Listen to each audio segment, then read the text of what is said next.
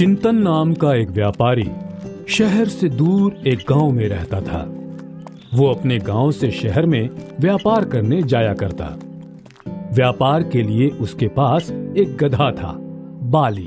चिंतन बाली पे सारा सामान लाद के उन्हें शहर ले जाता।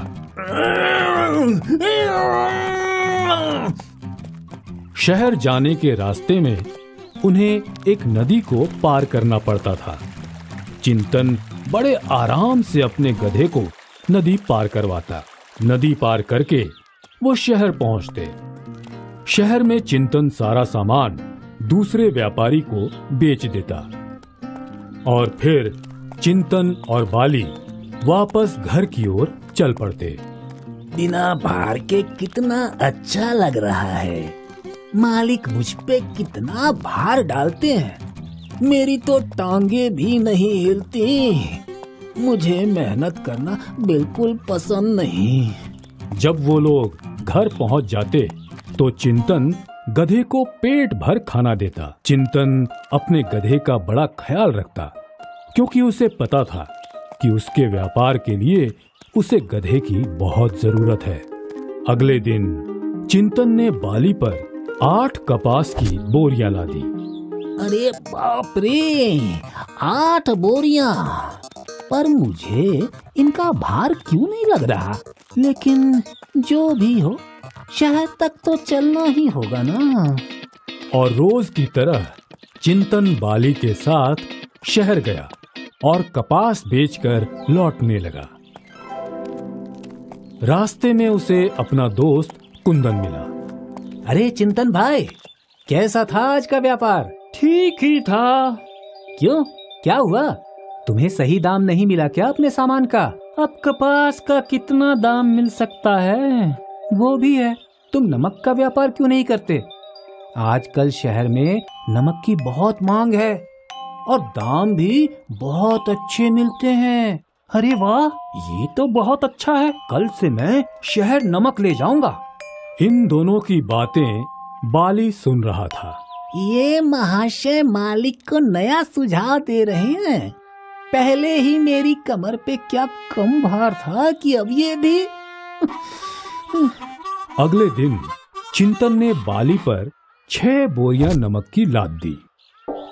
अरे बाप रे, इतना भार!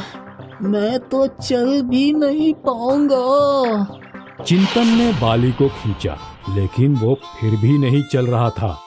तुम बहुत आलसी हो गए हो।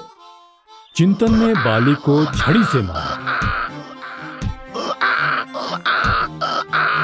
थोड़ी दूर चल के मालिक मुझ पे इतना भार डालते हैं और फिर अगर मैं ना चलूं तो मुझे मारते भी हैं। हे भगवान, मेरी मदद करो।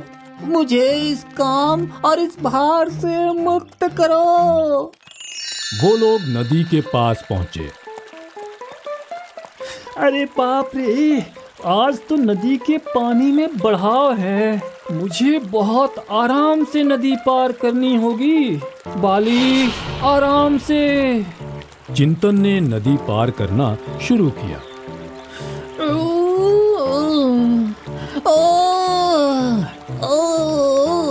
बाली डर के मारे चिल्ला रहा था। नहीं! और डर के कारण उसका पैर फिसला। अरे नहीं! चिंतन ने बाली को किनारे खींचा और उसने नमक की बोरी खोली। नमक तो गायब हो गया। सारा नमक नदी के पानी में घुल गया। अच्छा हुआ मैं बच गया, पर मेरी कमर का भार पूरा गायब हो गया। लगता है भगवान ने मेरी प्रार्थना सुन ली और इस नदी को जादुई बना दिया। बहुत नुकसान हो गया, लेकिन कोई नहीं, कम से कम तुम ठीक हो। अब जब नमक है ही नहीं तो मैं शहर में क्या बेचूंगा। चलो वापस चलते हैं। दोनों ने वापस चलना शुरू किया। अरे वाह, आज तो मुझे शहर जाना नहीं पड़ा। और अब पूरा दिन आराम भी कर सकूंगा। अगले दिन चिंतन ने नमक की 5 बोरियां बाली पे लादी। दोनों ने चलना शुरू किया। नदी के पास पहुंचे। चलो अच्छा है, आज नदी का पानी कम है। हे जादुई नदी, आज भी मेरी मदद करना। दोनों नदी में उतरे और बाली फिर वही पानी में बैठ गया। फिर से? पर कैसे? और दोनों वापस घर लौट आए। अगले दिन फिर वही हुआ। बाली फिर पानी में बैठ गया। लगता है बाली ये जानबूझकर कर रहा है। बहुत आलसी है ये। इसे कल सबक सिखाता हूँ। अगले दिन चिंतन ने बाली पे 8 बोरियां कपास लाद दी। आज भार तो बहुत हल्का है, पर मैं शहर थोड़ी न जाऊंगा। मैं तो आराम करूंगा। दोनों नदी के पास पहुंचे। हे जादुई नदी, मेरी मदद करना। अब देखता हूँ। चिंतन वहीं किनारे खड़ा रहा और बाली नदी में कूद गया। पर इस बार जब वो उठा, अरे बाप रे, ये तो बहुत वजन हो गया है। हे भगवान, ये आपने क्या किया? मेरी मदद करना क्यों बंद कर दी? अब तुम ये सब उठा के शहर जाओगे। बहुत सयाने समझते थे ना खुद को, हाँ? बेचारा बाली इतना भार उठा के शहर की ओर चलने लगा। अब मैं कभी उस नदी में नहीं बैठूंगा।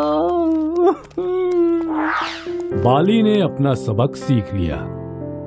इस दिन के बाद बाली फिर कभी नदी में नहीं बैठा और चिंतन का व्यापार अच्छा चलने लगा। इसीलिए कहते हैं, आलस नहीं करना चाहिए।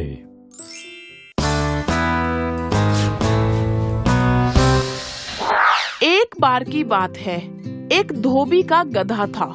वो दिन भर कपड़ों के गट्ठर इधर से उधर ढोने का काम करता। धोबी स्वयं कंजूस और निर्दयी था। अपने गधे के लिए चारे का प्रबंध नहीं करता था, बस रात को चरने के लिए उसे खुला छोड़ देता था। निकट में कोई चरागाह भी नहीं थी। शरीर से गधा बहुत दुर्बल हो गया था। कहिए महाशय, आप इतने कमजोर क्यों हैं?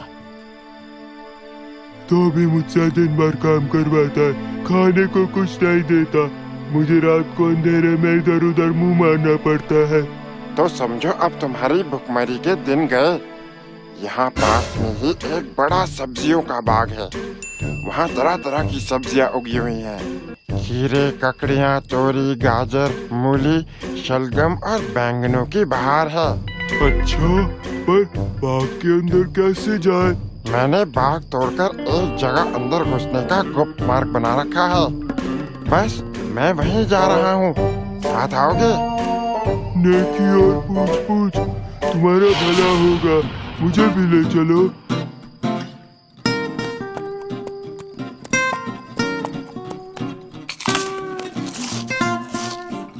मजा आया? महीनों के बाद पेट भर कर खाना खाया। मैं तो तरस गया था। तुम्हारा ये एहसान कभी नहीं भूलूंगा। अब से मैं तुम्हारे साथ रोज रात को आऊंगा। गधा अब मजे मजे में धोबी के पास गया। वाह रे गधे, तेरा तो शरीर भर रहा है। बाल भी चमकने लगे हैं और चाल में मस्ती आ गई है। काम में भी फुर्ती आ गई है। कहाँ चरने जाता है रात में? मालिक, वो राज की बात है। आप तो बस काम करवाओ मुझसे जितना चाहे। अब मुझे आपसे कोई शिकायत नहीं है। बस रात को छोड़ देना चरने के लिए। हाँ हाँ, मुझे कौन सा रात में काम रहता है जो तुझे रात में भी बांध के रखूं? एक की जगह 10 खेत चर के आ, मुझे क्या। बस ध्यान रखना, अगर चौकीदार के हाथ लग गया तो बहुत मार खाएगा। आप उसकी चिंता मत करो, वो मैं संभाल लूंगा। दिन भर काम करने के बाद रात को गधा जाकर अपने दोस्त गीदड़ से मिला। आज धोबी मेरी हालत में सुधार देखकर हैरान हो रहा था। होगा ही, तुम्हारी तबीयत अच्छी तरह हरी जो हो गई।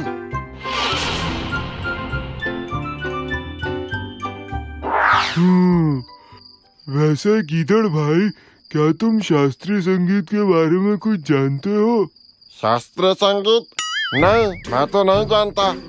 कैसे जानोगे? भला तुम्हारे खानदान में कोई गायक ही कहाँ हुआ है? मेरे खानदान में तो मेरे पुरखे में शास्त्रीय संगीत गाते आए हैं। गधे, मेरे खानदान पे क्यों जाते हो? मेरा खानदान गायक भले न हो, पर चतुराई के नाम पे सबसे आगे होता है। तुम्हारा खानदान तो मूर्ख लोगों की श्रेणी में आता है। ऐसा मैं नहीं, लोग कहते हैं। अरे तुम बुरा क्यों मानते हो? मैं बहुत खुश हूँ, झूमना चाहता हूँ। मेरा दिल गाने का कर रहा है। अच्छा, खाना खाने के बाद गाना चाहिए। सोच रहा हूँ राग गाऊं। ना ना, ऐसा ना करना गधे। गाने वाने का चक्कर मत चलाओ। ये मत बोलो कि हम दोनों यहाँ चोरी करने आए हैं। मुसीबत को न्योता मत दो। अरे मूर्ख गीदड़, मेरा राग सुनकर बाग का चौकीदार तो क्या, बाग का मालिक भी फूलों का हार लेकर आएगा और मेरे गले में डालेगा। गधे भाई, मुझे अपनी गलती का एहसास हो गया। तुम महान गायक हो। मैं मूर्ख गीदड़ भी तुम्हारे गले में डालने के लिए फूलों की माला लाने चाहता हूँ। मेरे जाने के 10 मिनट बाद ही तुम गाना शुरू करना, ताकि मैं गाना खत्म होने तक फूल लेकर लौट सकूं। ठीक है, जाओ। जान बच्ची तो लाखों पाए, लौट के बुद्धू घर को आए। कूली नंबर 1, मैं कूली नंबर 1। ये आवाज शायद उसी गधे की है जो रोज हमारे खेत चढ़ जाता है। बहुत मस्ती चढ़ी है इसे। आज तो इसकी सारी मस्ती उतार के ही मानूंगा। अब कहाँ भागेगा? मार मार के तेरा भरता बना दूंगा। चौकीदार गधे पर ऐसे टूट पड़ा मानो जिंदगी भर का गुस्सा निकाल रहा हो। उसने गधे की हड्डी पसली एक कर दी। तो अब आप समझे, अपने शुभ चिंतकों की नेक सलाह ना मानने का परिणाम बुरा ही होता है।